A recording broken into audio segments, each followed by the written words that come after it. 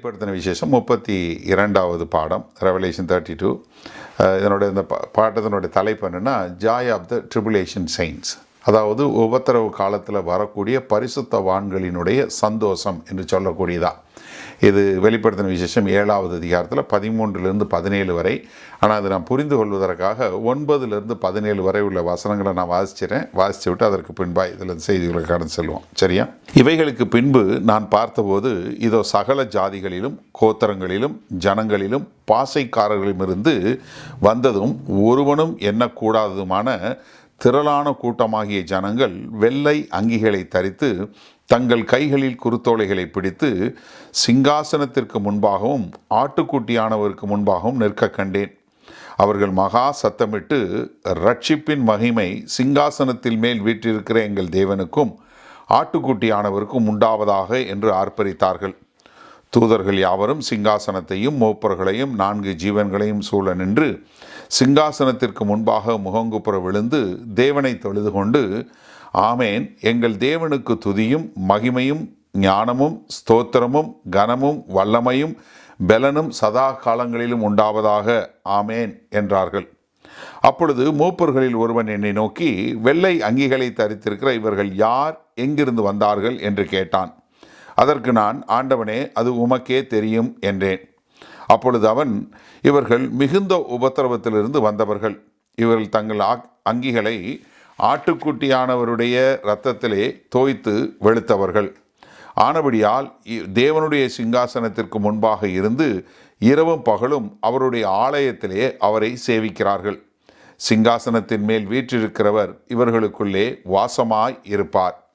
இவர்கள் இனி பசியடைவதுமில்லை, இனி தாகமடைவதுமில்லை, வெயிலாவது உஷ்ணமாவது இவர்கள் மேல் படுவதுமில்லை. சிங்காசனத்தின் மத்தியில் இருக்கிற ஆட்டுக்குட்டியானவரே இவர்களை மேய்த்து இவர்களை ஜீவ தண்ணீருள்ள ஊற்றுகள் அன்றைக்கு நடத்துவார். தேவன் தாமே இவருடைய கண்ணீர் யாவையும் துடைப்பார் என்றான்.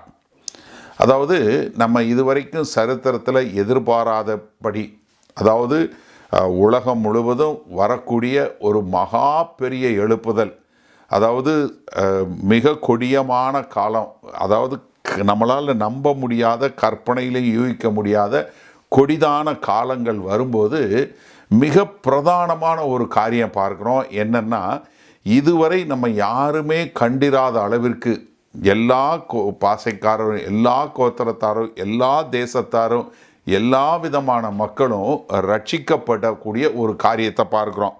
ஏன்னா இப்போ இருக்க நிலைமையில் நம்ம பார்க்கும்போது நம்ம என்ன ஒரு சிறு கூட்டமே அப்படின்னு சொல்லக்கூடிய ஒரு அளவுக்கு தான் இருக்கிறோம். ஆனால் வரப்போகிற காலத்தில் இப்படிப்பட்ட ஒரு காரியம் வரப்போகுது. ஏன்னா காரணம் என்னென்னா, 1 தீமோத்தேயு 2வது அதிகாரம் 3-4 பார்க்குறோம், நம்முடைய இரட்சகராகிய தேவனுக்கு முன்பாக அது நன்மையும் பிரியமாய் இருக்கிறது, எல்லா மனுஷரும் ரட்சிக்கப்படவும் சத்தியத்தை அறிகிற அறிவடையும் அவர் சித்தமுள்ளவராய் இருக்கிறார். என்ன, தேவனும் சரி குமாரனாகிய கிறிஸ்துவும் சரி இரட்சகராக இருக்கிறார்கள் என்று சொல்லக்கூடியதாக.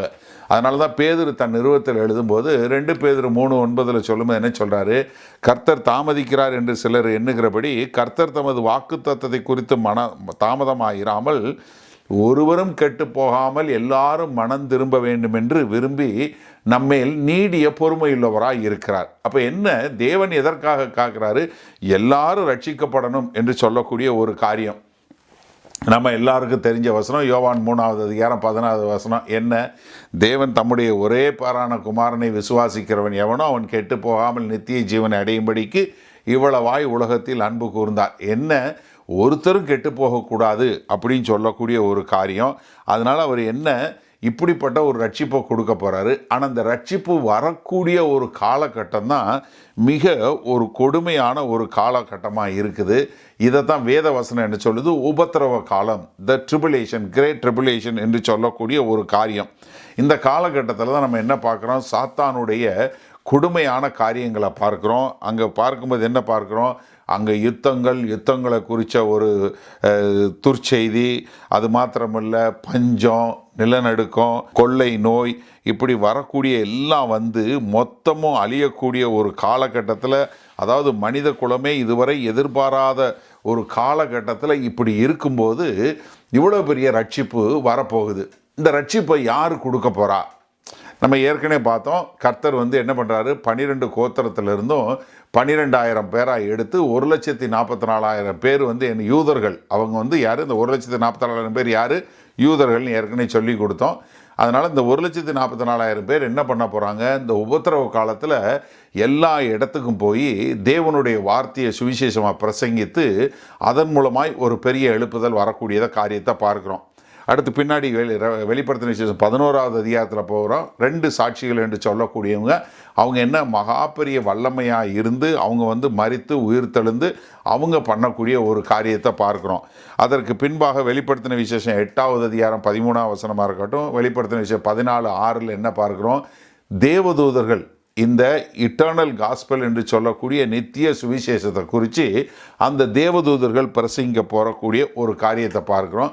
அது மாத்திரமல்ல, இந்த உபத்திரவ காலத்தில் ரட்சிக்கப்படக்கூடிய பரிசுத்தவான்களும் இவங்க எல்லாம் போய் எல்லாருக்கும் சுவிசேஷத்தை சொல்லக்கூடியது. இதெல்லாம் கேட்டு ஒரு பெரிய எழுப்புதல். ஏன்னா மத்தேயு 24வது அதிகாரம் 14வது வசனம் சொல்லும்போது என்ன சொல்கிறாரு, உலகம் முழுவதும் என பூமியின் கடையாந்திரம் மட்டும் இந்த சுவிசேஷம் வந்து பிரசங்கிக்கப்படணும், அதற்கு பின்பாகத்தான் முடிவு வரும் அப்படின்னு சொல்லக்கூடிய ஒரு காரியத்தை நம்ம பார்க்குறோம்.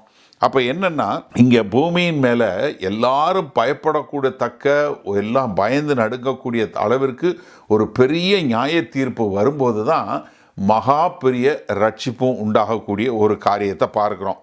ஏன்னா இதற்கு முன்பாக நம்ம என்ன பார்த்தோம், 6வது அதிகாரத்தில் 9லிருந்து 11 வரை உள்ள வசனங்கள் என்ன பார்க்குறோம், அங்கே ஒருத்தவங்க கூடி இந்த சிங்காசனத்தில் இன்னும் எங்கே இருக்காங்க, பலிபீடத்துக்கு கீழே உட்காந்து அவங்க அழுது புலம்புறாங்க. ஆண்டவரே, எம்மட்டும் நீங்கள் வந்து எங்களுடைய இரத்தத்துக்கு பழி வாங்காமல் இருப்பீங்க. அவங்களுடைய அங்கே சொல்லக்கூடிய அவங்க பாடக்கூடிய பாடலை அவங்க கேட்கக்கூடிய காரியம் என்ன, ஆண்டவரே எங்களை பழி செய்து எங்களை கொலை செய்து நாங்கள் அப்படி ரத்த சாட்சியாக மறித்து இங்கே வந்திருக்கிறோம். இந்த இரத்த சாட்சிக்கு இதாக நீங்கள் எது வரைக்கும் பூமியில் பழி வாங்காமல் இருப்பீங்க, பழி வாங்குங்க என்று சொல்லக்கூடிய ஒரு காரியத்தை பார்க்குறோம். ஆனால் என்ன, அவர்கள் முழுவதும் அங்கே கேட்கும்போது எப்படியாவது இந்த கொடிய காரியங்களில், ஏன்னா நம்ம பார்க்குறோம், கர்த்தராகிய இயேசு கிறிஸ்து இந்த பூமிக்குரிய புஸ்தக சுருளை வச்சிருக்கிறார். டைட்டில் டீடுங்கிறது அது 7 முத்திரை இருக்கிறது. 1ஆம் முத்திரை, 2ஆம் முத்திரை, 3ஆம் முத்திரை, 5, 6வது முத்திரை பிரிக்கும்போது தான் கொடிய நோய்களும் பொல்லாதவைகள் எல்லாம் வந்து மகா பெரிய அழிவை சந்திக்கக்கூடிய ஒரு காலகட்டத்தில் அவங்க என்ன கேட்குறாங்க, ஆண்டவரே எது வரைக்கும் சும்மா இருப்பீங்கன்னு. ஆனால் அந்த 7வது அதிகாரத்தில் பார்க்கும்போது இப்போ அவங்க கூட இன்னொரு குரூப் சேர்ந்துட்டாங்க. இப்போ அவங்க பலிபீடத்துக்கு கீழே இல்லை, அவங்க என்ன சிங்காசனத்திற்கு முன்னாடி நிற்கிறாங்க. சிங்காசனத்திற்கு முன்னாடி நின்று அவங்க அங்கே என்ன பண்ணுறாங்க, அவங்க வந்து எங்களுக்கு வந்து அவங்க வந்து பழி வாங்க மாட்டீங்களான்னு கேட்கல, மாறாக அவங்க என்ன செய்கிறாங்க, ரட்சிப்பிற்காக சந்தோஷமாக பாட்டு பாடுறாங்க. அதாவது 6வது அதிகாரத்தில் நம்ம பார்க்குற ஒரு கூட்டம் பலிபீடத்துக்கு கீழே உட்காந்து, ஆண்டவரே எங்களுடைய ரத்தத்துக்கு இன்னும் பழி வாங்காமல் இருப்பீங்களா அப்படின்னு ப்ரேயர் ஆஃப் வெஞ்சன்ஸ் என்று சொல்லக்கூடிய பழிவாங்குதலை குறித்து வேண்டுறாங்க. ஆனால் 7வது அதிகாரம் வரும்போது இப்போ இன்னொரு கூட்டம் அவங்களோட சேர்ந்துறாங்க. அவங்க எல்லாம் எங்கே வந்துடுறாங்க, சிங்காசனத்துக்கு முன்னாடி வந்து இப்போ பழி வந்துருச்சு, கர்த்தர் அதுக்கான பழிவாங்குதலை நடத்திட்டாரு. ஏன்னா 6வது முத்திரை பிரிக்கப்பட்டு விட்டது. இப்போ பூமியில் மகா பெரிய அழிவு வந்துருச்சு. இதில் ரட்சிக்கப்பட்ட மக்கள்லாம் வந்து திரளான ஜனங்கள், ஒருவர் எண்ணக்கூடாத ஒரு பெரிய திரளான கூட்டம் நின்று இங்கே என்ன பாடுறாங்க, ரட்சிப்பினுடைய சந்தோஷத்தை குறித்து. அப்போ 6வது அதிகாரத்தில் பழி வாங்குதலுக்குரியது, 7வது அதிகாரத்தில் வரும்போது அவர்கள் சந்தோஷமாக பாடக்கூடிய ஒரு காரியத்தை பார்க்குறோம். ஏன்னா நம்ம இது பார்க்கும்போது இவர்கள் யார் என்பதை குறித்து முதல்ல பார்த்தோம். இந்த கூட்டம் யார், ஏன்னா அவங்க எப்படிப்பட்டவங்களாக இருந்தாங்க அப்படிங்கிறத நம்ம பார்த்தோம். ஏன்னா 9வது வசனத்தில் பார்க்கும்போது அவங்க என்ன, அவங்க வந்து இரத்த சாட்சியாகவும் தேவனுடைய வார்த்தையின்படியும் அவருக்கு உண்மையான சாட்சியாக இருந்ததுனால அவங்க பழி வாங்கப்பட்டு அங்கே பலிபீடத்துக்கு கீழே இருக்கிறாங்க அப்படிங்கிறத பார்த்தோம். அவங்க யாருங்கிறத பார்த்தோம். தங்களை கரைப்படுத்தாமல் கர்த்தருடைய வார்த்தைக்கு உண்மையாகவும் கர்த்தருக்கு சாட்சியாக வாழ்ந்ததுனால அவங்க கொலை செய்யப்பட்டாங்கங்கிறத பார்த்தோம். அடுத்து 2வது என்ன பார்த்தோம், அவங்க எங்கே இருக்கிறாங்க, லொக்கேஷன் பார்த்தோம். 9வது வசனம் பின்பகுதியில் என்ன பார்க்கோம், சிங்காசனத்திற்கு முன்பாகவும் ஆட்டுக்குட்டியானவருக்கு முன்பாகவும் நிற்க கண்டேன். இப்போ அவங்க என்ன, எல்லாருமே இரத்த சாட்சியாக மறிச்சிட்டாங்க. அவங்கெல்லாம் வந்து என்ன, அவங்க முன்னாடி, ஆனால் அவங்க எல்லாம் எங்கே இருக்காங்க, பரலோகத்தில் இருக்கிறாங்க. ஆனால் அவர்களுக்கு என்ன, சரீர பிரகாரமான ஒரு உயிர்த்தெழுதல் வரல, அவங்களுக்கு இன்னும் சரீரம் கொடுக்கப்படலை. ஆனால் அவங்க வந்து வெள்ளை அங்கி தரித்தவங்களாக இருக்கிறாங்கன்னு சொல்லி பார்த்தோம். ஏன்னா யோவான் தன்னுடைய இதில் பார்க்கும்போது, தரிசனத்தில் பார்க்கும்போது அவரால் ஒரு ஆவியை பார்க்க முடியாது. அதனால் என்ன, அது ஒரு அடையாளமாக அவங்க வெள்ளை அங்கி தரித்தவர்களாக இருந்தாங்க என்று சொல்லக்கூடியதாக யோவானுக்கு அது காட்டப்படுகிறதுங்கிற நம்ம பார்த்தோம். அதற்கு பின்பாக அவங்க வந்து என்ன பார்த்தோம், அவங்க என்ன செய்கிறாங்க, வாட் இஸ் தேர் ஆக்ஷன், அவங்க என்ன பண்ணாங்க, ஆராதனை பண்ணக்கூடிய மக்களாக இருந்தாங்க. எதற்காக அதில் பார்க்குறோம், ரட்சிப்பின் மகிமை சிங்காசனத்தின் மேல் வீற்றிருக்கிற எங்கள் தேவனுக்கும் ஆட்டுக்குட்டியானவருக்கும் உண்டாவதாக என்று ஆர்ப்பரித்தார்கள். இப்போ வெளிப்படுத்தின விசேஷம் 5வது அதிகாரத்தில் பார்க்குறோம். 8வது வசனத்தில் 24 மூப்பர்கள், 4 மிருக ஜீவன்கள், அதனோட சேர்ந்து இந்த முதல்ல வந்த மக்கள், அதற்கு பின்பாக எல்லாம் வந்து சேரக்கூடிய மக்கள் எல்லாம் அவங்க செய்யக்கூடியது. ஏன்னா அந்த 24 மூப்பர்கள் என்ன பண்ணுறாங்க, கையில் வந்து அந்த கலசத்தோடு வந்து கர்த்தருக்கு ஜெபத்தோடு கூடி அவங்க வந்து சொல்லக்கூடிய ஒரு ஆராதனை நடக்கக்கூடிய ஒரு காரியத்தை பார்க்குறோம். அப்போ என்ன, இவங்க எல்லாருமே வந்து என்ன, அங்கே வந்து தேவனுடைய சிங்காசனத்துக்கு முன்பாக, ஆட்டுக்குட்டியானவருடைய சிங்காசனத்துக்கு முன்பாக இருந்து கர்த்தரை ஆராதிக்கக்கூடியவங்களாக இருக்கிறாங்கங்கிறத போன ஸ்டடியில் பார்த்தோம். இன்றைக்கு அவங்க யார் கூட சேர்ந்து, அசோசியேஷன் யார் கூட சேர்ந்து, 11-12 வசனம் பாருங்கள். தூதர்கள் யாவரும் சிங்காசனத்தையும் மூப்பர்களையும் 4 ஜீவன்களையும் சூழ நின்று சிங்காசனத்திற்கு முன்பாக முகங்குப்புற விழுந்து தேவனை தொழுது கொண்டு, ஆமேன், எங்கள் தேவனுக்கு துதியும் மகிமையும் ஞானமும் ஸ்தோத்திரமும் கனமும் வல்லமையும் பலனும் சதா காலங்களில் உண்டாவதாக, ஆமேன் என்றார்கள். இப்போ என்ன, இவர்கள் ரட்சிக்கப்பட்டவர்கள், ரட்சிப்பிற்காக தேவனால் மீட்கப்பட்டவர்கள். அதனால் அவங்க என்ன பண்ணுறாங்க, பரலோகத்தில் தேவன் கூடாடி நின்று இவங்க யாரோட சேர்ந்து பண்ணுறாங்க, தேவதூதர்களோடு சேர்ந்து ரட்சிப்பின் மேன்மையை குறித்து பாடக்கூடிய ஒரு மக்களாக இருக்கிறத பார்க்குறோம். ஏன்னா தூதர்கள் யாவரும் சிங்காசனத்தையும் மூப்பர்களையும் 4 ஜீவன்களையும் சூழ நின்று. அப்போ என்ன, இவங்க என்ன பார்க்குறோம், அங்கே வெளிப்படுத்தின விசேஷத்தில் 5வது அதிகாரம் 11வது வசனம் பார்க்கும்போது, பின்னும் நான் பார்த்தபோது சிங்காசனத்தையும் ஜீவன்களையும் மூப்பர்களையும் சூழ்ந்திருந்த அநேக தூதர்களுடைய சத்தத்தையும் கேட்டேன். அவர்களுடைய இலக்கம் 10,000 10,000 1000 இருந்தது. அப்போ என்ன, கிரேக்க மொழியில் சொன்னது போல மூரியான் என்று சொல்லக்கூடியது, அதான் அவங்களுடைய பாஷையில் இருந்த பெரிய எண்ணிக்கை தொகை. அதனால் என்ன, ஒருத்தர் எண்ண முடியாத அளவிற்கு தேவதூதர்கள் சூழ நின்று அவங்க கர்த்தரை ஆராதிக்கக்கூடியது. ஏன்னா தேவதூதர்களுடைய அளவு எவ்வளவு தேவதூதர்கள் இருக்கிறாங்க தெரியாது.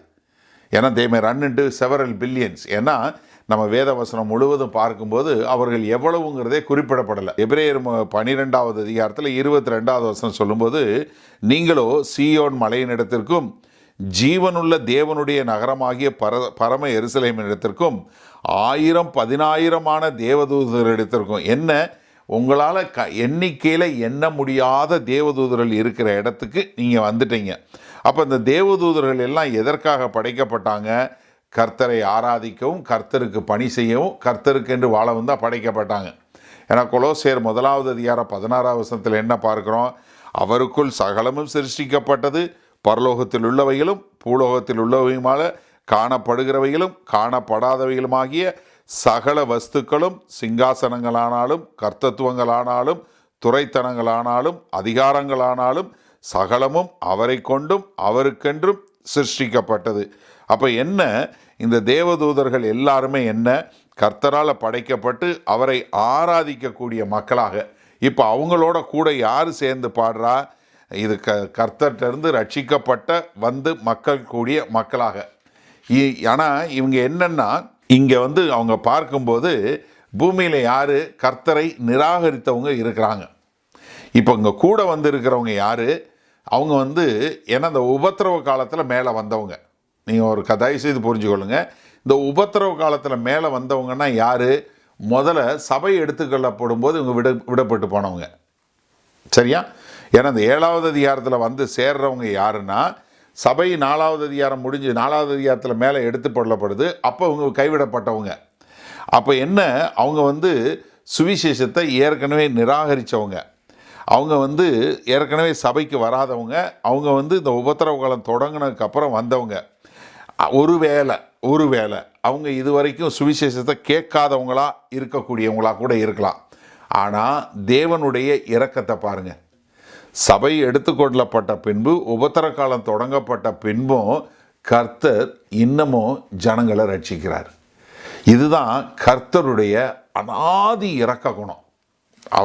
அவருடைய இரக்க குணத்துக்கு அளவே இல்லை என்று சொல்லக்கூடியதாக. ஆனால் உடனே என்ன நினச்சிடக்கூடாது, அவங்க சபையை எடுத்துக்கொள்ளப்பட்ட போது போயிருந்தாங்கன்னா நல்லா இருந்திருக்கும், உபத்திரவ காலத்தில் வந்ததுனால அவங்க செகண்ட் கிளாஸு, அப்படி கிடையாது. ஏன்னா கர்த்தருடைய இதில் எல்லாமே ஒரே மாதிரி ஆள் தான். நம்ம எல்லாரும் சேர்ந்து ஒன்றா தான் கர்த்தரை ஆராதிக்க போகிறோம். அதனால் ஒருவேளை நாங்கள்லாம் மேலே எடுத்துக்கொள்ளப்பட்ட போது இந்த செய்தியை பார்த்து நீங்கள் சேர்ந்தீங்கனாலும் நீங்கள் ஒன்றும் செகண்ட் கிளாஸ் சிட்டிசன் இல்லை. அப்போயாவது மனம் திரும்பி எங்களோட சேர்ந்து கொள்ளுங்கள். நம்ம எல்லாம் ஒன்றா கர்த்தரோட இருந்து அவரை ஆராதிக்கக்கூடிய மக்களாக. பட் என்னென்னா இதில் என்னென்னா, இந்த ஆராதனை பண்ணும்போது யார் தொடங்குறாங்கன்னா, இந்த ரட்சிக்கப்பட்டு வந்த மக்கள் தான் தொடங்குறாங்க. ஏன்னா தேவதூதர்களுக்கு ரட்சிப்பினுடைய அனுபவம் கிடையாது. ஏன்னா அவங்க ரட்சிக்கப்படவே இல்லை. ஆனால் இப்போ யார் இந்த கர்த்தருக்கு ரட்சிப்புக்கு பாட்டு பாட முடியும்னா, யார் ரட்சிக்கப்பட்டாங்களோ, யார் மீட்கப்பட்டாங்களோ, யார் விடுதலை செய்யப்பட்டாங்களோ அவங்க தான் அதை குறித்து பாட முடியும். அவங்களோட சேர்ந்து தேவதூதர்களும் பாடுறாங்க. ஆனால் பிரதானமாக the stimulation of worship comes from the one who redeemed. ஏன்னா யார் மீட்கப்பட்டார்களோ அவர்களிடமிருந்து ஆராதனை தொடங்குது, தேவதூதர்கள் சேர்ந்து கொள்ளக்கூடியதான். ஏன்னா பேதுரு தன் நிறுவத்தில் எழுதும்போது 1 பேதுரு 1:12 சொல்லும்போது என்ன சொல்கிறாரு, தங்கள் நிமித்தம் அல்ல நமது நிமித்தமே இவைகளை தெரிவித்தார்கள் என்று அவர்களுக்கு வெளியாக்கப்பட்டது. பரலோகத்திலிருந்து அனுப்பப்பட்ட பரிசுத்த ஆவியினாலே உங்களுக்கு சுவிசேஷத்தை பிரசங்களை கொண்டு அவைகள் இப்பொழுது உங்களுக்கு அறிவிக்கப்பட்டும் வருகிறது. இவளை உற்று பார்க்க தேவதூதர்களும் ஆசையாக இருக்கிறார்கள். ஏன்னா அவங்களுக்கு அந்த அனுபவம் கிடையாது, ரட்சிப்பினுடைய அனுபவம் கிடையாது. ஏன்னா மீட்கப்பட்டவங்களுக்கு தான் இந்த ஒரு அனுபவம். ஏன்னா எபேசியர் 3:8-11 வரை சொல்லும்போது, பரிசுத்தவான்கள் எல்லோரிலும் சிறியவனாகிய நான் கிறிஸ்துவனுடைய அளவற்ற ஐஸ்வர்யத்தை புறஜாதிகளிடத்தில் சுவிசேஷமாக அறிவிக்கிறதற்காக இந்த கிருபை எனக்கு அளிக்கப்பட்டு இருக்கிறது. தேவன் தம்முடைய கர்த்தராகிய இயேசு கிறிஸ்துவில் கொண்டிருந்த அனாதி தீர்மானத்தின்படியே உன்னதங்களில் உள்ள துரைத்தனங்களுக்கும் அதிகாரங்களுக்கும் அவருடைய அந்த ஞானமானது சபையின் மூலமாய் இப்பொழுது தெரிய வரும் பொருட்டாக இயேசு கிறிஸ்துவை கொண்டு எல்லாவற்றையும் சிருஷ்டித்த தேவனுக்குள்ளே ஆதி காலங்கள் முதல் மறைந்திருந்த ரகசியத்தினுடைய ஐக்கியம் இன்னதென்று எல்லாருக்கும் வெளிப்படையாக காண்பிக்கிறதற்கு இந்த கிருபை எனக்கு அளிக்கப்பட்டிருக்கிறது. அப்போ என்னென்னா, சபையினுடைய காலம் மறைக்கப்பட்டது. இப்போ சபையின் மூலமாக தான் எல்லாருக்கும் இந்த சுவிசேஷம் அறிவிக்கப்படக்கூடிய ஒரு காரியமாக. அப்போ என்ன வெளிப்படுத்தின விசேஷம் 4வது அதிகாரத்தில் நம்ம என்ன பார்க்குறோம், அங்கே சபை மேலே எடுத்துக்கொள்ளப்படுகிறது. அங்கே 24 மூப்பர்கள் இருக்கிறாங்க. ஏன்னா தேவன் எப்படிப்பட்டவராக இருக்கிறாருங்கிறத, அங்கே சிங்காசனம் எப்படி இருக்குங்கிறத நம்ம விவரமாக பார்த்துட்டோம். அதை மறுபடியும் உங்களுக்கு சொல்லணும் அவசியம் இல்லை. எப்படி ஜாஸ்பர் போல் இருக்குது, அது எப்படி இப்போ பொண்ணுனால் ஆனதாக இருக்குது, அது என்ன ஒரு பிரதானமான, அதாவது நம்மளால் கற்பனையில் கூட எண்ணி பார்க்க முடியாத ஒரு காட்சியாக இருக்கிறது. அங்கே இந்த 24 மூப்பர்கள் இருக்காங்க. இந்த 24 மூப்பர்கள் யார்? சபையினுடைய ரெப்ரசன்டேட்டிவாக, சபையிலிருந்து வந்தவர்கள் என்று காட்டக்கூடியதுக்காகத்தான் அங்கே இருக்கக்கூடிய மக்களாக இருக்கிறாங்க. அப்போ அங்கே பார்க்கும்போது 5வது அதிகாரத்தில் என்ன பார்க்குறோம், அங்கே கர்த்தராகிய இயேசு கிறிஸ்து சிங்காசனத்தில் உட்கார்ந்துருக்காரு, ஆட்டுக்குட்டியானவர். அந்த ஆட்டுக்குட்டியானவர் என்ன பண்ணுறாரு, அந்த முத்திரைகளை பிரிக்க ஆரம்பிக்கிறாரு.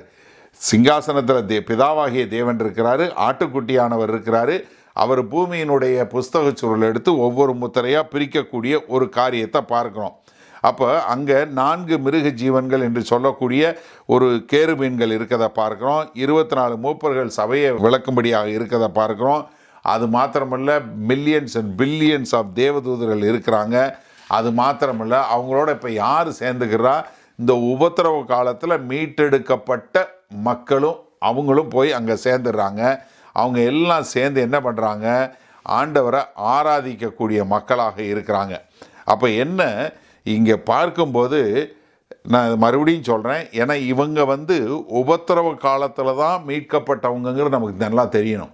ஏன்னா நம்ம முதலே போயிடுறோம். அதுக்குனால தான் 24 மூப்பர்கள் என்பது அதற்கு அடையாளமாக அங்கே இருக்கிறாங்க. இவங்க உபத்திரவ காலத்தில் மீட்கப்பட்டு வரக்கூடிய ஒரு மக்களாக இருக்கிறத நம்ம பார்க்குறோம். இப்போ அவங்கெல்லாம் என்ன செய்கிறாங்க, அவங்க எல்லாம் சேர்ந்து தேவனை ஆராதிக்கக்கூடிய மக்களாக அவங்க எல்லாரும் சேர்ந்து 4 மிருக ஜீவன்கள், 24 மூப்பர்கள், முன்னாடி பலிபீடத்துக்கு கீழே இருந்தவங்க, இப்போ இதிலிருந்து வந்தவங்க, ஒருவர் எண்ணக்கூட முடியாத சகல பாசை, சகல கோத்திரம், சகல தேசம், சகல மக்கள் எல்லாரும் சேர்ந்திருந்து கர்த்தரை ஆராதிக்கக்கூடியதாக அவங்க என்ன பண்ணுறாங்க, கீழே விழுந்து சாஷ்டாங்கமாய் கீழே விழுந்து அவங்க என்ன பண்ணுறாங்க, தொடர்ந்து அவர் ஆண்டவரை ஆராதித்து கொண்டாடக்கூடிய மக்களாக இருக்கிறாங்க. ஏன்னா வெளிப்படுத்தின விஷயம் 4வது அதிகாரம் 10வது வசனத்தில் அதே தான் பார்க்குறோம். அதே மாதிரி 5வது அதிகாரத்தில் அதே தான் பார்க்குறோம். அது மாத்திரமில்ல 11வது அதிகாரம் 16வது வசனத்தில் என்ன பார்க்குறோம், அவங்க எப்பொழுதுமே கர்த்தர் முன்னாடி ஆராதிக்கக்கூடிய மக்களாக. ஏன்னா அவர் தான் ஏக சக்கராதிபதி, கர்த்தர் பிதாவாகிய தேவன், கர்த்தராகிய இயேசு கிறிஸ்து, இவங்க தான் ஏக சக்கராதிபதி, அவங்க தான் எல்லாத்துக்கும் சுப்ரீமசி, அவர் தான் எல்லா மகிமைக்கும் பாத்திரர், அவர் தான் எல்லா கணத்துக்கும் பாத்திரர் என்று உணர்ந்தவர்களாய் அவங்க என்ன பண்ணுறாங்க, அவங்க அவரை ஆராதிக்கக்கூடிய மக்களாக இருக்கிறாங்க. இதை நம்ம விளக்கவே முடியாது. அதனால தான் அங்கே இருக்கிறவங்க எல்லாரும் என்ன செய்கிறாங்க, ஆமேன் ஆமேன் ஆமேன் சொல்கிறாங்க. ஆமேன்னா என்ன, அப்படியே ஆக கிடவுது, லெட் இட் பி என்று சொல்லக்கூடியதாக. அப்போ என்ன, கர்த்தருக்கு தான் மகிமை, கனம், துதி எல்லாம் செலுத்தக்கூடியதாக, வல்லமை எல்லாம் செலுத்தக்கூடியதாக. இது என்ன ஒரு முடிவு, ஆராதனை முடிவில் நம்ம பெனடிக்ஷன் என்று சொல்கிற மாதிரி வெளிப்படுத்தின விஷயம் 4வது அதிகாரம் 11வது வசனம் பாருங்களேன். கர்த்தாவே தேவரீர் மகிமையும் கனத்தையும் வல்லமையும் பெற்றுக்கொள்கிறதற்கு பாத்திரராயிருக்கிறீர். நீரே சகலத்தையும் சிருஷ்டித்தீர். உம்முடைய சித்தத்தினாலே அவைகள் உண்டாயிருக்கிறவைகளும் சிருஷ்டிக்கப்பட்டவைகளுமாய் இருக்கிறது என்றார்கள். அதே மாதிரி 5வது அதிகாரத்தில் 12வது வசனம் பாருங்க. அவர்களும் மகா சத்தமிட்டு அடிக்கப்பட்ட ஆட்டுக்குட்டியானவர் வல்லமையையும் ஐஸ்வர்யத்தையும் ஞானத்தையும் பலத்தையும் கனத்தையும் மகிமையையும் ஸ்தோத்திரத்தையும் பெற்றுக்கொள்ள பாத்திரராய் இருக்கிறார் என்று சொன்னார்கள். அப்பொழுது வானத்திலும் பூமியிலும் பூமியின் கீழும் இருக்கிற சிருஷ்டிகள் யாவும், சமுத்திரத்தில் உள்ளவைகளும் அவற்றுள் அடங்கிய வஸ்துக்கள் யாவும், சிங்காசனத்தில் மேல் வீற்றிருக்கிறவருக்கும் ஆட்டுக்குட்டியானவருக்கும் ஸ்தோத்திரமும் கனமும் மகிமையும் வல்லமையும் சதா காலங்களிலும் உண்டாவதாக என்று சொல்ல கேட்டேன்.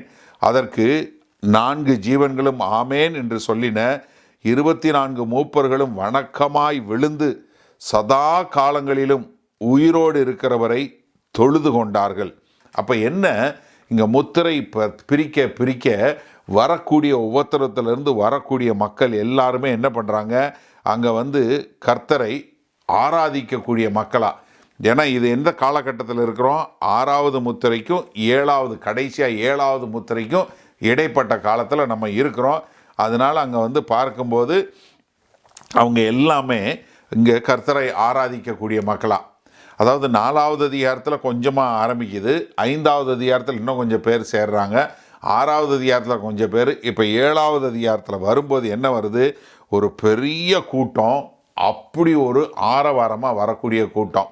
அப்போ என்ன, ஒரு மனுஷன் ரட்சிக்கப்பட்டு மேலே வரும்போது அங்கே இருக்கக்கூடிய மக்கள் எல்லாம் தேவனை ஆராதிக்கக்கூடிய மக்களாய், தேவனுடைய ரட்சிப்பிற்கு மகிமை செலுத்தக்கூடிய மக்களாய், தேவனுடைய ரட்சிப்பிற்கு கனத்தை செலுத்தக்கூடிய மக்களாய் அங்கே ஒரே சந்தோஷமாக ஆராதிக்கக்கூடிய ஒரு காரியத்தை பார்க்குறோம்.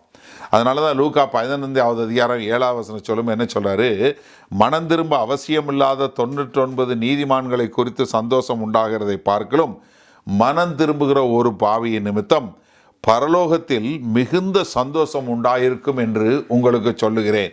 அப்போ என்ன, ஒருத்தன் இங்கே ரட்சிக்கப்படும் போது பரலோகத்தில் மிகுந்த சந்தோஷம். அதே லூக்கா 15ல் 10வது வசனம் பாருங்கள். அதே போல் மனம் திரும்புகிற ஒரே பாவியின் நிமித்தம் தேவனுடைய தூதருக்கு முன்பாக சந்தோஷம் உண்டாயிருக்கிறது என்று உங்களுக்கு சொல்லுகிறேன் என்றார். அப்போ என்ன, ஒரு யாராவது ஒருத்தவங்க ரட்சிக்கப்படும் போது அங்கே என்ன பார்க்குறோம், அங்கே ஒரு பயங்கரமான சந்தோஷம். அதனால தான் கெட்ட குமாரன் என்று சொல்லக்கூடிய தொலைந்து போன மகன் திரும்பி வந்த உடனே தகப்பன் என்ன பண்ணுறாரு, நல்ல கொழுப்புள்ள ஆடை பிடிச்சி அடித்து ஒரு பெரிய விருந்து வச்சு பார்ட்டி வச்சு பாட்டு வச்சு டான்ஸ் வச்சு அப்படி ஒரு சந்தோஷமாக கொண்டாடக்கூடியது. ஏன்னா ஒரு மனுஷன் ரட்சிக்கப்படும் போது கர்த்தர் அப்படிப்பட்ட ஒரு காரியம். அப்போ இவர்கள் சேர்ந்து ஆராதிப்பது யார் கூட, சபையோட, மூப்பர்களோட, 4 மிருக ஜீவன்களோட, கேருபீன்களோட, திரளான ஜனங்களோட. அது மாத்திரமல்ல, திரளான தேவதூதர்கள், அதுவும் உபத்திரவ காலத்தில் ரட்சிக்கப்பட்டு வரக்கூடிய மக்கள் எல்லாம் சேர்ந்து கொஞ்சம் கொஞ்சமாக வர்ற கூட்டம் மகா பெரிய கூட்டமாக, ஒருத்தர் எண்ண முடியாத ஒரு பெரிய கூட்டமாக சேர்ந்து ஆராதிக்கக்கூடியதை பார்க்குறோம். அடுத்து இது எங்கேருந்து தொடங்குது? ஆரிஜினேஷன். ஏன்னா இங்கே வரும்போது இவங்க கொஞ்சம் கொஞ்சமாக இந்த சிங்காசனத்துக்கு முன்னாடி சேர்த்து கொள்ளப்படுறாங்க. ஏன்னா 13வது வசனம் பாருங்கள். அப்பொழுது மூப்பர்களில் ஒருவன் என்னை நோக்கி, வெள்ளை அங்கிகளை தரித்திருக்கிற இவர்கள் யார், எங்கே இருந்து வந்தார்கள் என்று கேட்டான். இப்போ இந்த மூப்பர்களில் 24 மூப்பர்கள் ஒருத்தர் யோவானை பார்த்து கேட்குறாரு, இவங்க யாருப்பா, இவங்கெல்லாம் எங்கேருந்து வந்தாங்க அப்படின்னு கேட்கக்கூடியதா. ஏன்னா இவர்கள்லாம் என்ன வெள்ளை அங்கிகளை தரித்தவர்களாய் இருக்கிறாங்க என்று சொல்லக்கூடியதா. ஏன்னா இங்கே சொல்லும்போது நம்ம என்ன பார்க்குறோம், அந்த 24 மூப்பருங்கும்போது அவங்க சபையின் சார்பாக வந்தவங்க அப்படின்னு சொல்லக்கூடியதா. ஏன்னா இது எதற்காக இங்கே சொல்லப்படுது அப்படின்னு சொல்லி பார்க்கும்போது, யோவானுக்கு இப்போ இங்கே இருக்கிற காலகட்டத்தில் கிறிஸ்தவம் எந்த நிலைமையில் இருக்குன்னு தெரியல, கிறிஸ்தவம் என்ன ஆக போகுமோ அப்படிங்கிற ஒரு பயம். அதனால தான் யோவானுக்கு இந்த தரிசனத்திலே இல்லை எல்லாமே கரெக்டாக போகுதுங்கிறக்காக தான் கர்த்தர் என்ன பண்ணுறாரு, இல்லைல்லப்பா இது எல்லாம் சரியாக தான் நடக்குது என்று சொல்லும் விதமாக இங்கே சொல்லக்கூடிய ஒரு காரியத்தை பார்க்குறோம். என்ன, இவங்க எல்லாமே எங்கே இந்த உபத்திரவ காலத்தில் மீட்கப்பட்டு வரக்கூடிய மக்களாக இருக்கிறாங்க என்று சொல்லக்கூடியதா. நீங்கள் இந்த பாருங்கள், வெளிப்படுத்தின விஷயம் 9வது அதிகாரம் 20-21 அப்படி இருந்தும் அந்த வாதைகளால் கொல்லப்படாத மற்ற மனுஷர்கள் பேய்களையும் பொன் வெள்ளி செம்பு கல்மரம் என்பவைகளால் செய்யப்பட்டவைகளாயும் காணவும் கேட்கவும் நடக்கவும் மாட்டாதவைகளுமாய் இருக்கிற விக்கிரகங்களையும் வணங்காதபடிக்கு தங்கள் கைகளின் கிரியைகளை விட்டு மனம் திரும்பவும் இல்லை, தங்கள் கொலை பாதகங்களையும் தங்கள் சூனியங்களையும் தங்கள் வேசித்தனங்களையும் தங்கள் கனவுகளையும் விட்டு மனம் திரும்பவும் இல்லை. யோவானுக்கு என்ன தெரியணும், இவ்வளோ பெரிய உபத்திரவ காலம் நடக்கும் போதும் கர்த்தர் ரட்சித்து கொண்டே வர்றாரு. காரணம் என்னென்னா, பின்னாடி பார்க்கும்போது என்ன தெரியும், இப்போவும் மனம் திரும்பாமல் முரட்டு கூட்டம் ஒரு கூட்டம் இருக்க தான் செய்யுது. எப்படி சபை எடுத்துக்கொள்ளப்படுது, இரத்த சாட்சியாக மரித்தவங்க போகிறாங்க, அதற்கு பின்பாக போகிறவங்க இருக்கிறாங்க. இப்படி இருந்தும் என்ன பண்ணுறாங்க, இன்னும் ரட்சிக்கப்பட மாட்டோம் அப்படின்னு சொல்லக்கூடிய ஒரு கூட்டம், நாங்கள் ஏற்றுக்கொள்ள மாட்டோம் அப்படின்னு சொல்லக்கூடிய கூட்டம். ஏன்னா எப்பொழுதுமே கர்த்தரை நிராகரிக்கிற கூட்டம் என்று சொல்லக்கூடியதா. வெளிப்படுத்தின விசேஷம் 16வது அதிகாரம் 9வது வசனத்தில் பாருங்களேன். அப்பொழுது மனுஷர்கள் மிகுந்த உஷ்ணத்தினாலே தகிக்கப்பட்டு இந்த வாதைகளை செய்ய அதிகாரமுள்ள தேவனுடைய நாமத்தை தூசித்தார்களே அல்லாமல் அவரை மகிமைப்படுத்தி மனம் திரும்பவில்லை. எவ்வளவு, அதாவது கர்த்தருடைய கோபாக்கினை நியாய தீர்ப்பு என்று சொல்லக்கூடிய அந்த கலச நியாய தீர்ப்பு என்று சொல்லி வரும்போதும் அவங்க எல்லாமே மனம் திரும்பி வர வேண்டும் என்று சொல்லக்கூடிய ஒரு காரியத்தில் இல்லவே இல்லை. அதனால தான் யோவான் 7 சபைகளுக்கு கடிதம் எழுதும் போதும் 5 சபைகள் ஒன்றுமே இல்லாமல் இருக்கும்போது 2 சபைகள் மாத்திரம்தான் இருக்குது. யோவானுடைய ஒரு கண்ணோட்டத்தில் என்ன இருந்துடக்கூடாது, அவ்வளவுதான் கிறிஸ்தவம் முடிஞ்சு போயிடுச்சுன்னு நினச்சிடக்கூடாது. ஏன்னா எப்பவும் கிறிஸ்துவை நிராகரிக்கிறவங்க இருக்க தான் செய்வாங்க, ஆனால் தேவன் இவர்களையும் ரட்சித்து கொண்டு வருவார் என்று சொல்லக்கூடியதாக. அதனால தான் அவங்ககிட்ட கேட்குறாரு யோவான், ஒரு மூப்பர் யோவான்கிட்ட கேட்குறாரு, எப்பா இந்த வெள்ளை அங்கி தரித்தவங்க எங்கேருந்து வந்தாங்க அப்படின்னு கேட்கக்கூடிய கேள்வி கேட்குறாரு. அதற்கு யோவான் சொல்லக்கூடிய பதில் பாருங்கள், 14வது வசனம். அதற்கு நான், ஆண்டவனே அது உமக்கே தெரியும். இங்கே தமிழில் ஆண்டவனே மொழிபெயர்த்திருக்காங்க, நீங்கள் ஆங்கில வேதாமத்தில் பார்த்தீங்கன்னா சார்ந்து தான் இருக்கும், மரியாதைக்குரியவரே அப்படின்னு சொல்லக்கூடியதா. இங்கே உபயோகப்படுத்தின பதம் கூரியோஸ் கிடையாது. அது ஏன் தமிழில் ஆண்டவனேன்னு போட்டாங்கன்னு தெரியல. ஆனால் சார்ந்து தான், நீங்கள் ஆங்கில வேதாம் பார்த்தீங்கன்னா சார்ந்து தான் இருக்கும். அதாவது மரியாதைக்குரியவரே எனக்கு அது உமக்கே தெரியும் என்று சொல்லக்கூடியதா. அப்பொழுது அவன், இவர்கள் மிகுந்த உபத்திரவத்திலிருந்து வந்தவர்கள். இவங்க யார்? இந்த மிகுந்த உபத்திரம், த கிரேட் ட்ரிபுலேஷன் என்று சொல்லக்கூடிய மிகுந்த உபத்திரவத்திலிருந்து வந்தவர்கள். ஏன்னா அவங்க இந்த உபத்திரவ காலத்தில் கூட இருந்தவங்க, இந்த உபத்திரவத்தில் பாடுபட்டவங்க, இவங்க அதன் வழியாக ரட்சிக்கப்பட்ட மக்கள். ஏன்னா இதில் சிலர் அவங்க பெரும்பாலானவர்கள் என்ன இரத்த சாட்சியாக மரித்து தான் வந்திருக்க முடியும். ஏன்னா மத்தேயு 24:22 சொல்லும்போது, அந்நாட்கள் குறைக்கப்படாதிருந்தால் ஒருவனாகிலும் தப்பி போவதில்லை. எப்படி? உபத்திரவ காலத்தில் வரக்கூடிய நாளை வந்து ஆண்டவர் குறைக்கலைன்னா ஒருத்தரும் தப்பி போவதில்லை. தெரிந்து கொள்ளப்பட்டவர் நிமித்தமோ அந்த நாட்கள் குறைக்கப்படும். கர்த்தர் என்ன பண்ணால் அந்த நாட்களை குறைப்பேன் அப்படின்னு சொல்லக்கூடியதாக. அப்போ என்னென்னா, இவங்க பூரா இந்த உபத்திரவ காலத்திலேருந்து வந்தவங்க, அவங்க எல்லாருமே என்ன பண்ணுறாங்க, மிக கொடுமையான இந்த காரியத்தில் போய் அவங்க ரட்சிக்கப்பட்டு வரக்கூடியவங்களாக இருக்கிறாங்க.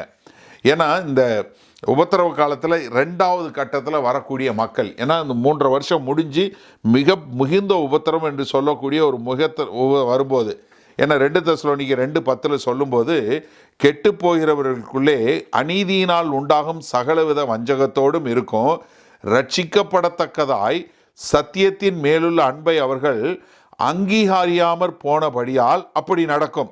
என்ன, அந்தி கிறிஸ்து சாத்தானோட வந்து என்ன பண்ணுவான், பொய்யான ஒரு காரியங்களை செய்து ஒரு பொய்யான அதிசயம் அற்புதங்கள் இதெல்லாம் நடப்பித்து ஜனங்களை வஞ்சிக்கக்கூடிய ஒரு காரியத்தில் இருக்கும். அப்போ அவங்கெல்லாம் என்ன, இப்படிப்பட்ட ஒரு காலகட்டத்தில் அவங்க இரத்த சாட்சியாக தேவனுக்கென்று உண்மையாக வாழ்ந்து முத்திரையை தங்களுடைய கைகளிலே நெத்தியிலே வாங்காமல் அந்த உத்தரவு காலத்தில் போய் வரக்கூடிய ஒரு மக்கள். அப்போ ஒருவேளை அதில் இறந்து போகாமல் இருந்தாங்க, இல்லை இறந்துட்டாங்கன்னா அவங்களுக்கு 2வது சான்ஸ் கிடைக்குமா? இல்லவே இல்லை. நீங்கள் நல்லா தெரிஞ்சுக்கொள்ளுங்க, நீங்கள் பூமியில் இருக்கிற நாட்களில் நீங்கள் முடிவெடுக்க வேண்டிய ஒரு காரியம். அது நீங்கள் உபத்திரவ காலத்துக்கு முன்னாடியும் சரி, உபத்திரவ காலத்துலேயும் சரி, மிகுந்த உபத்திரவ காலத்துலேயும் சரி, யாருக்குமே ஒரு எக்ஸ்ட்ரா டைமே கிடையாது. உங்கள் லைஃப் டைமில் நீங்கள் ஜீவனோடு இருக்கும்போது எடுக்கக்கூடிய முடிவு தான். அப்போ என்ன, அவர்கள் எல்லாருக்கும் வந்து ஒரே ஒரு முறை தான் சான்ஸு, வேறு எதுவுமே கிடையாது. ஒருவேளை இந்த சுவிசேஷத்தை எங்குமே அறிவிக்கப்படாமல் கேட்கப்படாமல் இருந்தாங்கன்னா அவங்களுக்கு இன்னொரு சான்ஸ் கிடைக்குமா? அதுவும் வேத வசனத்தில் அப்படி ஒரு இதே கிடையாது, அப்படி ஒரு வாய்ப்பே கொடுக்கப்படலை. அதனால் நமக்கு அது தெரியாது. ஆனால் என்னன்னா, நீங்கள் உங்களுடைய வாழ்க்கை, இந்த வாழுகிற வாழ்க்கை நாட்களில் கர்த்தரை தெரிந்து கொண்டு உங்களை ரட்சிப்புக்குள்ளே வழிநடத்த வேண்டியது மிகவும் முக்கியமான ஒரு காரியம். ஏன்னா ஒரு சிலர் சொல்லுவாங்க, இந்த மாதிரி இது ரகசிய வருவையில் சகை எடுத்துக்கொள்ளப்படும், உடனே எல்லாரும் அவங்க காலில் முழங்காலில் விழுந்து ஆண்டவர்கிட்ட வந்து, ஆண்டவரே என்னை விட்டுட்டு போயிட்டீங்க, என்னை மன்னிச்சிருங்க. நம்பாதீங்க, அப்படியெல்லாம் உடனே எல்லாரும் மனம் திரும்ப போகிறதில்ல. ஏன்னா நம்ம வேத புஸ்தகத்தில் பார்க்குறோம், அவங்க எல்லாம் சாத்தாங்கூட சேர்ந்து அவங்க எல்லாம் மறுபடியும் உபத்திர காலத்தில் போய் கர்த்தருக்கு எதிராக வந்து மறுபடியும் அவர்கள் கர்த்தருக்கு எதிராக போராடக்கூடிய ஒரு காரியத்தை நம்ம பார்க்குறோம். அதனால் இது வந்து ராப்சர் என்று சொல்லக்கூடிய ஒரு வருகையில் எடுத்துக்கொள்ளக்கூடிய காரியம் என்ன அப்படின்னு ஒரு ஸ்பிளிட் செகண்டில் நடந்துடும். அந்த ஒரு மொமெண்ட்டில் நடந்துடும். நம்ம எல்லாம் மேலே போயிடுவோம், இல்லை நம்ம கர்த்தரோடு இருக்கக்கூடிய ஒரு காரியம். அப்போ என்னென்னா, இங்கே வந்து சாத்தானுடைய காரியம், சாத்தானுடைய அந்தி கிறிஸ்து மூலமாக அவங்க பொல்லாத காரியங்களை விசுவாசித்து பொய்யான காரியங்கள் மேலே இது செலுத்தி இருக்கக்கூடிய மக்களாக இருப்பாங்க. ஆனால் இந்த இடத்துலையும் கர்த்தர் ரட்சிக்கக்கூடியவராக இருக்கிறார். ஏன்னா அதனால் சொல்லும்போது என்ன சொல்கிறாரு, இவர்கள் மிகுந்த உபத்திரவத்திலிருந்து வந்தவர்கள். அப்போ இது என்னென்னா, இவங்க சபையில் வந்து எடுத்துக்கொள்ளப்பட்ட மக்கள் அல்ல. ஏன்னா அது 2 தெளிவாக நமக்கு வேத வசனத்தில் சொல்லப்படுது. அதனால தான் நிறைய பேர் வந்து சபை உபத்திரவத்துக்குள்ளே போகுமா, உபத்திரவத்துக்குள்ளே போகாதா அப்படின்னு சொல்லி கேட்கக்கூடிய கேள்வி கேட்பாங்க. சபை உபத்திரவத்துக்குள்ளே போகாது, சபை முதலே எடுத்துக்கொள்ளப்படும். ஏன்னா இங்கே 7வது அதிகாரத்தில் வர்றவங்க தான் மிகுந்த உபத்திரவத்திலிருந்து வருகிறவர்கள். இது ஏன் இந்த இதை வந்து தனியாக சொல்லக்கூடிய ஒரு காரியம்? ஏன்னா சபை எடுத்துக்கொள்ளப்படும் போது சபையோடு சேர்ந்து அவங்க போனவங்களாக இருக்கக்கூடாதா?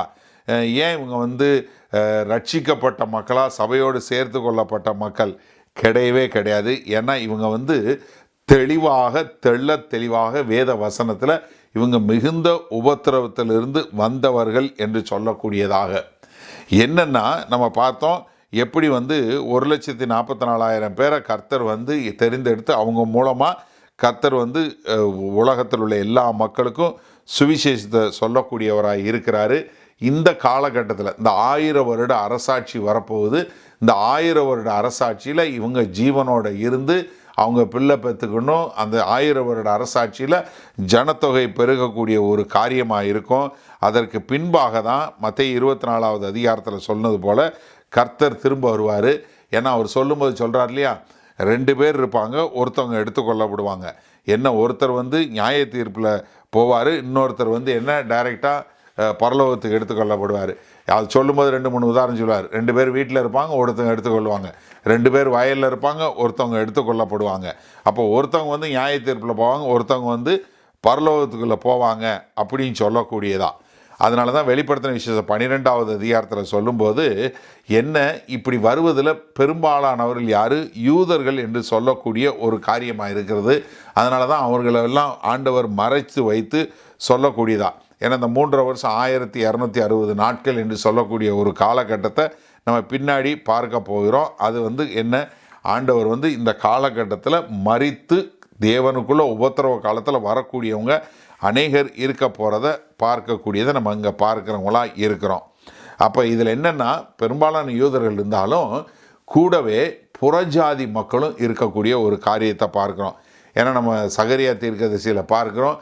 ஏன்னா ஒரு புறஜாதி மக்கள்லாம் என்ன பண்ணுவாங்க, ஒரு யூதன் தேவாலயத்துக்கு போகும்போது அவன் தொங்கலை பிடிச்சிட்டு 10 பேர் வந்து நாங்களும் உங்கள் தேவாலயத்துக்கும் உங்கள் தேவனை ஆராதிக்க வரணும்னு சொல்லி வரக்கூடிய ஒரு காரியத்தை பார்ப்போம் அப்படின்னு சொல்லக்கூடிய அவங்க 1000 வருட அரசாட்சியில் இருக்கக்கூடிய ஒரு காரியம் அதில் நம்ம பார்க்கக்கூடியதா. எதனால தான் 13ஆம் வசனம் சொல்லும்போது அவங்க என்ன வெள்ளை அங்கிகளை தரித்தவங்களாக இருக்கிறாங்கன்னு. ஆனால் 14வது அதிகாரத்தில் சொல்லும்போது என்ன சொல்கிறது, அங்கே அவர்கள் ஆட்டுக்குட்டியானவருடைய இரத்தத்தினாலே தோய்க்கப்பட்டு தூணுமானவர்கள். நீ எங்கேயாவது ரத்தத்தில் துணியை துவைச்சா வெள்ளையாக மாறுமா? என்ன ரத்தம் பட்டுச்சுன்னா என்ன டிட்டர்ஜென்ட் போட்டு கழுவினாலும் போகாது.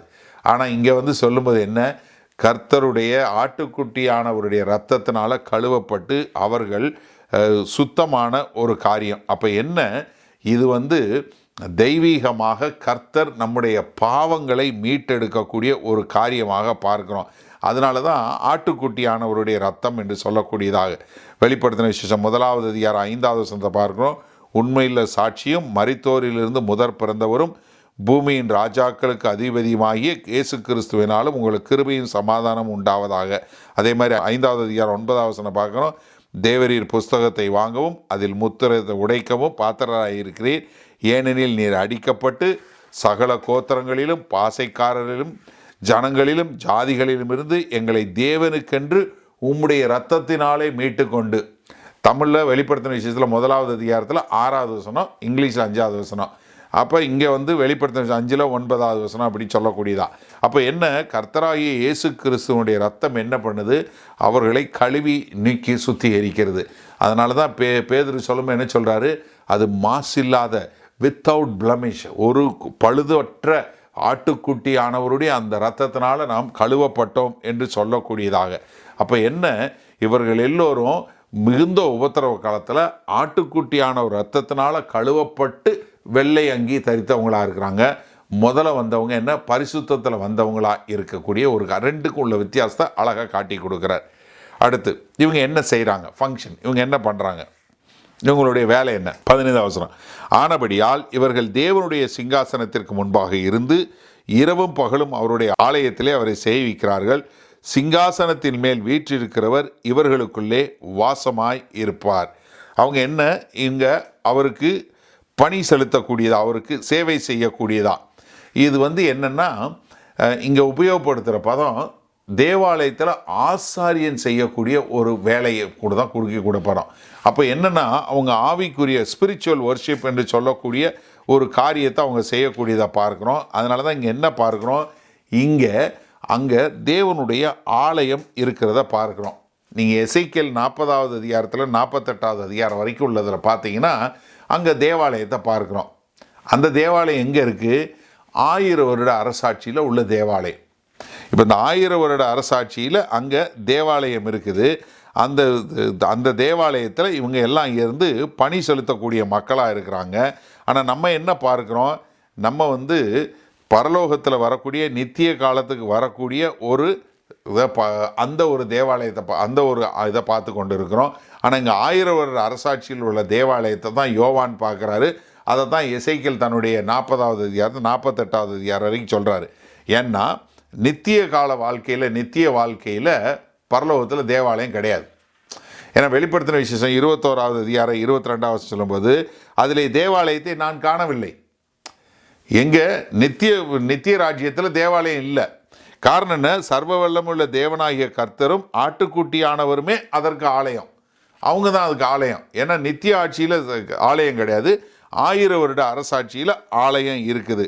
ஏன்னா 1 கொரிந்தியர் 15:28 சொல்லும்போது சகலமும் அவருக்கு கீழ்பட்டிருக்கும்போது தேவனாலே சகலத்திற்கும் சகலமாய் இருப்பதற்கு குமாரன் தாமும் தமக்கு சகலத்தையும் கீழ்ப்படுத்தினவராய் கீழ்பட்டிருப்பார்.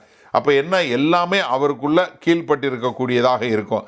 அப்போ இங்கே யோவான் தரிசனத்தில் பார்க்கக்கூடிய ஒரு ஆலயங்க 1000 வருட அரசாட்சியில் உள்ள ஒரு ஆலயம். அப்போ இந்த ஆலயத்தில் என்ன பார்க்குறாங்க? அங்கே தேவன் வாசமாக இருக்கிறார். அது முழுமையாக இல்லை, ஆனால் என்ன, அங்கே ஒரு நித்திய இடம் என்று சொல்லக்கூடிய காலத்துக்கு போகும்போது அங்கே தேவனே ஆலயமாக இருக்கக்கூடிய ஒரு காரியம். அப்போது நம்ம ஒரு நித்திய காலத்துக்கு போகிற வரைக்கும் ஆல் த்ரூ அவர் இட்டர்னிட்டி நம்ம என்ன பண்ணுவோம்? ஒரு ஆசாரியனை போல கர்த்தருக்கு ஆராதனை செலுத்தக்கூடிய மக்களாக இருப்போம். அடுத்தபடியாக நம்முடைய பாதுகாப்பு 15வது வசனம் பாருங்க. சிங்காசனத்தின் மேல் வீற்றிருக்கிறவர் இவர்களுக்குள்ளே வாசமாய் இருப்பார். தேவன் நமக்குள்ள வாசமாய் இருப்பார் என்று சொல்வது எதை குறிக்கிறதுனா, நமக்கு கர்த்தர் கொடுக்கக்கூடிய ஒரு பாதுகாப்பை கொடுக்கக்கூடியதா. அவருடைய சக்கீனா மகிமை என்று சொல்லக்கூடிய அந்த மகிமையை நம்ம மேலே போட்டு அவர் முழுமையாக நம்மளை பாதுகாத்து கொள்ளக்கூடியதா. ஏன்னா இங்கே பெரும்பாலானவர் என்ன, இரத்த சாட்சியாக மரித்து மேலே வந்தவங்க.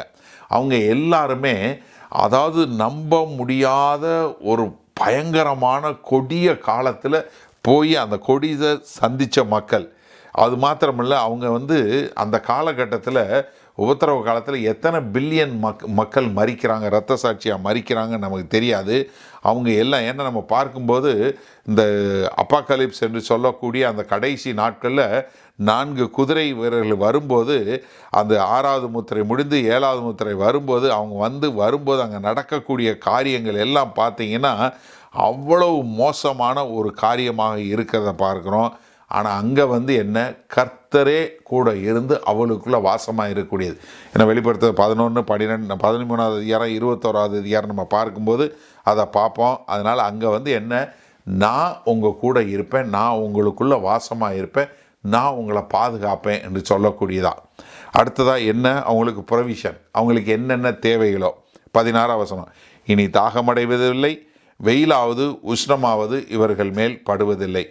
என்ன, எப்படி உபத்திரவ காலத்தில் அவங்க உஷ்ணத்தை சந்தித்து பயங்கரமாக போய் கொடுமையில் போயிட்டு வந்தாங்களோ, இனி அவங்க என்ன பண்ணுறதில்ல, அவங்க பசியும் அடையிறதில்ல. ஏன் பசி அடையிறதில்ல? நீங்கள் யோசிச்சு பாருங்கள். அதாவது உபத்திரவ காலத்தில் கையிலையும் நெத்திலையும் முத்திரை இல்லைன்னா நீங்கள் எதுவும் வாங்கவும் முடியாது, விற்கவும் முடியாது. அப்போ அவங்க என்ன பண்ணியிருந்திருப்பாங்க? பசியில் தான் மரிச்சிருப்பாங்க. அதனால் அவங்களுக்கு என்ன சொல்கிறாரு, நீ பசி அடைய மாட்ட, நீ உஷ்ணத்தை பார்க்க மாட்ட. அதனால் என்ன, இந்த அந்தி கிறிஸ்துவனால் பஞ்சத்தில் போய் அதனால் பசியில் பட்டினியில் கொடுமையில் மரித்தவங்களுக்கெல்லாம் ஆண்டவர் என்ன சொல்ல, நீ கவலைப்படாத, நான் உன்னைய போஷிப்பேன், நான் உன்னைய பராமரிப்பேன், நான் உன்னை பாதுகாப்பேன்னு. வெளிப்படுத்த 16:9 பாருங்கள். அப்பொழுது மனுஷர்கள் மிகுந்த உஷ்ணத்தினாலே தகிக்கப்பட்டு இந்த வாதைகளை செய்ய அதிகாரமுள்ள தேவனுடைய நாமத்தை தூசித்தார்களே அல்லாமல் அவரை மகிமைப்படுத்த மனம் திரும்பவில்லை. அப்போ என்ன, பயங்கரமான ஒரு உஷ்ணம், அந்த உஷ்ணத்தில் போகக்கூடிய ஒரு மக்களாக இருக்கிறாங்க. ஏன்னா இப்போவே நம்ம நிறைய பேர் சொல்கிறாங்க குளோபல் வார்மிங்கிறாங்க. ஒரு நாள் சூரியன் வெடித்து வரும், அப்போ தான் அவங்களுக்கு உண்மையான உஷ்ணம்னா என்னன்னு தெரியும். சரியா? 17வது வசனம் பாருங்கள். சிங்காசனத்தின் மத்தியில் இருக்கிற ஆட்டுக்குட்டியானவரே இவர்களை மேய்த்து இவர்களை ஜீவ தண்ணீருள்ள ஊற்றுகண்டல் நிலைக்கு நடத்துவார். தேவன் தாமே இவர்களுடைய கண்ணீர் யாவையும் துடைப்பார் என்றான். ஏன்னா இப்போ நீங்கள் யோசித்து பார்த்தீங்கன்னா, பரலோகத்துக்கு போகும்போது பரலோகத்தில் பாட்டு பாடுறாங்க. சரியா? இப்போ பரலோகத்தில் பாட்டு பாடினா என்ன பாட்டு பாடுவாங்க? ஏன்னா நான் இது வரைக்கும் வாசித்தது ரட்சிப்புக்காக எல்லாம் பாடுறோம் அப்படின்னு சொல்லி. இப்போ நீங்கள் ஒரு தீம் சாங் போடணும் அப்படின்னு சொல்லி பார்த்தீங்கன்னா, அந்த பரலோகத்துக்கு ஒரு தீம் சாங் போடணுன்னா என்ன போடணும்? அவர் தான் ஆட்டுக்குட்டியானவர், அவர் தான் சிங்காசனத்தின் மேல் ஆட்டுக்குட்டியானவரை இவர்களை மேய்த்து இவர்களை ஜீவ தண்ணீரில் ஊற்று நிலைக்கு நடத்துவார். அப்போ என்ன போடுவாங்க? சங்கீதம் 23ஆம் சங்கீதம் தான் போடணும். கர்த்தர் என் மேய்ப்பராய் இருக்கிறார், நான் தாழ்ச்சி அடையேன். அவர் என்னை புல்லுள்ள இடங்களில் மேய்த்து அமர்ந்த தண்ணீர்கள் நடையில் நடத்துவார். என்ன, ஏன்னா ரொம்ப ஒரு உண்மையான காரியம். ஏன்னா நீங்கள் பார்த்தீங்கன்னா உபத்திரவ காலத்திலிருந்து போய் வர்ற மக்களுக்கு முன்னாடி பார்க்கும்போது, இதோ மரண இருளின் பள்ளத்தாக்கிலே நான் நடந்தாலும் பொல்லாப்புக்கு பயப்படேன், தேவரீர் உமது கோலும் உமது தடியும் என்னை தேற்றுன்னு சொல்லும்போது அது எவ்வளோ ஒரு உண்மையான ஒரு காரியமாக இருக்கும். எனக்கு தெரியல, இது என்னுடைய ஓன் ஐடியா. நான் நினைக்கிறேன் 23ஆவது சங்கீதம் தான் அங்கே ஒரு நேஷ்னல் ஆந்தம் மாதிரி அங்கே பாடுவாங்களோ. ஏன்னா இவங்க பூரா அந்த உபத்திரவ காலத்திலேருந்து வந்தவங்கெல்லாம், ஏன்னா அவங்களுக்கு பூரா அமர்ந்த தண்ணி, ஜீவனுள்ள ஊற்றண்டைக்கு கொண்டு போய் அவங்களுக்கு தண்ணீரை விட்டு ஒரு ஆட்டுக்குட்டியானவர் தன்னுடைய மந்தையை கொண்டு போய் விடக்கூடியதாக இருக்கக்கூடிய ஒரு காரியம். அப்போ என்ன, ஆண்டவர் அவங்கள பாதுகாத்து, அவங்கள போஷித்து, அவங்கள வழிநடத்தி, அவங்களுடைய தாகத்தெல்லாம் தீர்த்து, இனிமேல் நீங்கள் ஒன்றுமே கவலைப்படாதீங்க, நீங்கள் எந்த இதுக்கும் வருத்தப்படவே தேவையில்லை, எல்லாம் முடிந்தது என்று சொல்லக்கூடியதாக அவங்களுக்கு சொல்லக்கூடிய ஒரு காரியம். அதனால் வெளிப்படுத்தின 21:4 பார்த்தீங்கன்னா, அவருடைய கண்ணீர் யாவையும் தேவன் துடைப்பார், இனி மரணமும் இல்லை, துக்கமும் இல்லை, அலறுதலும் இல்லை, வருத்தமும் இல்லை, முந்தினவைகள் ஒளிந்து போயின என்று விளம்பினது. அப்போ என்ன ஒரு ஆனந்தமான ஒரு சீன் பார்க்குறோம், அப்படிப்பட்ட ஒரு ஆனந்தமான ஒரு சீன் பார்க்குறோம். இப்போ முடிவாக நீங்கள் யோசிச்சு பாருங்களேன், இப்போ உள்ள நிலைமையில் நம்ம கிறிஸ்தவத்தை பார்த்தா நம்ம ஜெயிக்கிற மாதிரியே தோணுது. நீங்கள் அமெரிக்கா பாருங்கள், கிறிஸ்தவம் ஜெயிக்கிற மாதிரியே தோணுது. நம்ம இருக்க ஐரோப்பா பாருங்கள், கிறிஸ்தவம் பெருசாக பரம்பரை மாதிரியாக இருக்குது. ஏதோ ஆப்பிரிக்காவில் கொஞ்சம், மேபி கொஞ்சம் ஆசியாவில் கொஞ்சம், இல்லை சைனாவில் கொஞ்சம் அப்படின்னு சின்ன சின்ன செய்திகள் வருது. மற்றபடி எல்லா இடத்துலையும் என்ன, நம்ம எங்கே பார்த்தாலுமே சபை ஒன்றும் இல்லாமல் போகக்கூடிய ஒரு காலகட்டமாக இருக்குது. ஆனால் இதை பார்க்கும்போது நமக்கு என்ன சந்தோஷம் வருது? இல்லை, இது நிரந்தரம் இல்லை. ஒரு நாள் யாரும் எண்ண முடியாத ஒரு கணக்கில் அடங்காத ஒரு பெரிய கூட்டம், எல்லா தேசத்தாரும், எல்லா கோத்திரத்தாரும், எல்லா பாசைக்காரரும், எல்லா ஜனங்களும் நின்று அந்த ஆட்டுக்குட்டியானவருக்கும் சிங்காசனத்தில் மேற்றிருக்க பிதாவாகிய தேவனுக்கும் ரட்சிப்பிற்காக பாட்டு பாடி, மகிமையும் கனமும் துதியும் வல்லமையும் எல்லாம் ஒருவருக்கே சொந்தம், ரட்சிப்பின் பாத்திரத்தை எங்களுக்கு கொடுத்தீங்களே ஆண்டவரே உமக்கு ஸ்தோத்திரம் என்று சதா காலங்களிலும் சாஷ்டாங்கமாய் விழுந்து, தேவதூதர்கள், எண்ணில் அடங்காத தேவதூதர்களோட 24 மூப்பர்களோட 4 கேருபீன்களோட சேர்ந்து எல்லாரும் சேர்ந்து ஒரு ஆராதனை நடந்து, அவ்வளவுதான், நம்மளால் எண்ணி பார்க்க முடியாத ஒரு அவ்வளோ பெரிய ஒரு கூட்டம் கர்த்தரை ஆராதிக்க போகுது. அதனால் எனக்கு அருமையானவர்களே, நம்ம முன்னாடி போவோம். அதனால் கர்த்தரை எப்பொழுதும் நம்ம ஆராதிக்கக்கூடிய மக்களாக இருந்து கொள்வோம். அதனால் நீங்கள் யாரும் சோர்ந்து போகாதீங்க. நம்ம ஒரு நாள் நிச்சயமாக தேவன் எல்லாவற்றையும் மாற்றுவார். கிறிஸ்தவத்தில் எல்லாரையும் கொண்டு போய் கர்த்தரோடு நம்ம இருக்கக்கூடிய ஒரு மகா பெரிய பாக்கியம் நமக்கு உண்டாகும். ஆமென். மகா கிருபையும் இரக்கம் நிறைந்த எங்கள் அன்பின் தகப்பனே, கர்த்தாவே, என்ன ஒரு ஆனந்தம் ஆண்டவரே. இதோ நாங்கள் அநேக முறை எங்களுடைய மனசு சோர்ந்து போயிருக்கிறது. ஏன் இப்படி ஐரோப்பாவில் இருக்கிற சபைகள் விற்கப்படுகிறது, சபை இப்படி ஒன்றுமில்லாமல் போய்கொண்டு இருக்கிறதே ஆண்டவரே. நீங்கள் உருவாக்கின சபை, கர்த்தராகிய இயேசு கிறிஸ்து தன்னுடைய சுய இரத்தத்தினாலே சம்பாதித்த சபை இப்படிப்பட்ட ஒரு காரியத்தில் போய்கொண்டு இருக்கிறதே என்று நாங்கள் கலங்கினது, ஏங்கினது, துக்கப்பட்டது, பாரப்பட்டது உண்டு. ஆனால் ஆண்டவரே, நாங்கள் எதிர்காலத்தை நோக்கி பார்க்கும்போது எங்களுக்குள் ஒரு பெரிய சந்தோஷம் ஆண்டவரே. ஆம் தகப்பனே, ஒரு நாள் ஒருவரும் எண்ணக்கூடாத மகா பெரிய திரளான கூட்டம் உம்மை இரவு பகல் என்று பாராமல் உம்மை ஆராதித்து கொண்டு இருக்க போது, அதில் நாங்களும் ஒரு அங்கமாய் இருக்க போகிறோங்கிறத நினைக்கும்போது எங்களுக்கு மகா சந்தோஷம் ஆண்டவரே. இதில் இனி எங்களுக்கு கண்ணீர் இல்லை, எங்களுக்கு துக்கம் இல்லை, எங்களுக்கு இனி கவலை இல்லை ஆண்டவரே. நாங்கள் எங்களுக்கு கொடுக்கப்பட்ட பொறுப்பை இந்த பூமியில் சந்தோஷமாய் செய்து உமக்கென்று வாழ எங்களை முழுமையாய் ஒப்புக் கொடுக்கிறோம். மீட்பெரும் இரட்சகருமாகிய இயேசு கிறிஸ்துவின் மூலம் பிதாவே, ஆமேன். உங்களில் யாருக்காவது ஜெப தேவைகள் இருக்குமானால் நீங்கள் உங்களுடைய வீடுகளில் உங்கள் கதவை பூட்டி நீங்கள் ஆண்டவரை நோக்கி ஜெபம் பண்ணுங்கள். உங்களுடைய எல்லா விதமான பலவீனங்களை குறித்து தெரிந்து வைத்திருக்கிற தேவன், எப்போதும் ஜீவனுள்ள தேவன், உங்களுடைய ஜெபங்களை கேட்டு உங்களுக்கு பதில் கொடுப்பார். நீங்கள் வேற ஒரு ஆள்கிட்ட போகணும், வேற ஒருத்தவங்கிட்ட போய் ஜெபத்துக்கு போகணும்னு அவசியம் இல்லை. நீங்கள் ஜெபம் பண்ண ஆண்டவராகிய இயேசு கிறிஸ்துவை ஏற்றுக்கொண்ட எல்லாரும் பிதாவாகிய தேவன்கிட்ட ஜெபம் பண்ணால் அந்த ஜெபத்தை கேட்டு பதில் கொடுக்கக்கூடிய அன்புள்ள பரமபிதா தான் நமக்கு இருக்கிறாரு. அதனால் தைரியமாக நீங்கள் ஜெபம் பண்ணுங்க. அதே சமயத்தில் இன்னொரு காரியமும் நாங்கள் சொல்கிறோம், எங்களுக்காய் ஜெபம் பண்ணுங்க. ஏன்னா வேத வசனத்தில் அதான் சொல்லியிருக்கு, நீங்கள் எந்த ஊழியக்காரரையும் ஜெபம் பண்ண போங்கன்னு சொல்லலை, ஆனால் ஊழியக்காரருக்காக ஜெபம் பண்ண சொல்லியிருக்கு. நாங்கள் தைரியமாக தேவனுடைய வார்த்தை இன்னும் அதிகமாக பிரசங்கிக்க எங்களுக்காய் நீங்கள் ஜெபிக்கும்படி கேண்டிக் கொள்கிறேன். ஆமேன்.